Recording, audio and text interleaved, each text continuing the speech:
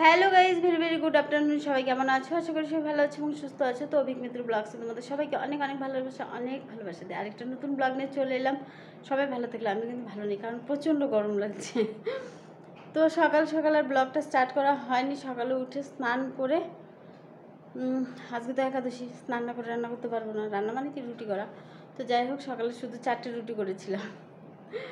তাড়াহুড়ো করে 4টে রুটি করে চলে গিয়েছিলাম। তো এখন তো খেতে হবে, বলো। সকালে একটা রুটি খেয়ে গেছি, তো প্রচণ্ড খিদে পেয়ে গেছে। তো এলাম, আটাটা মেখে নিলাম। তো চলো এবার রুটিগুলো ভেজে নেই।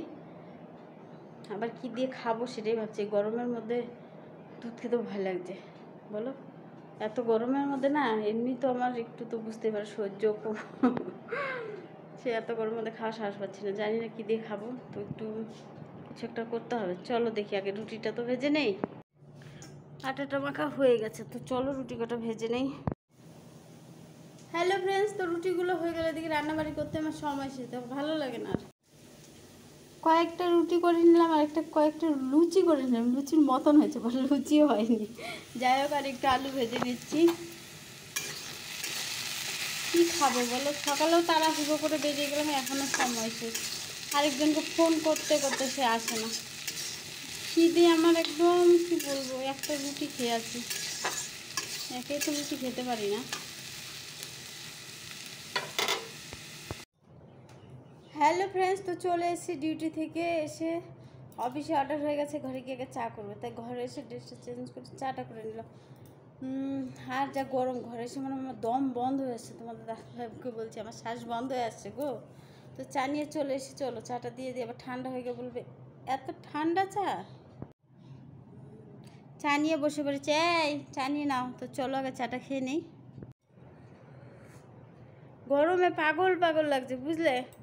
আর ভালো লাগছে না, আজকে এতটাই গরম পড়েছে, মানে কি বলবো, আর মাথা পাগল হয়ে যাচ্ছে। চলো আগে মাথাটা ঠান্ডা করে চাটা খেয়ে নিই, পরে কথা হবে আবার।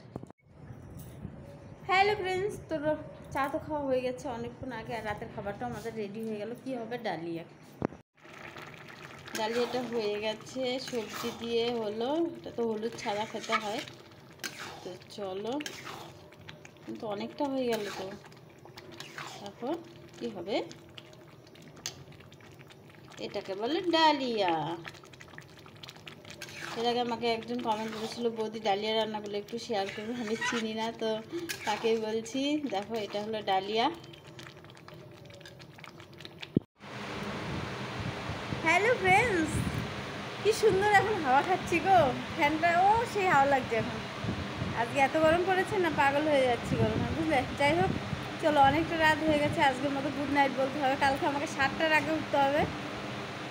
7টার আগে স্নান টান সব কমপ্লিট করতে হবে। আমি জানি না উঠতে পারবো কি না, মানে আমাকে 6টার সময় উঠতে হবে। আর এখন বাজে 1:45।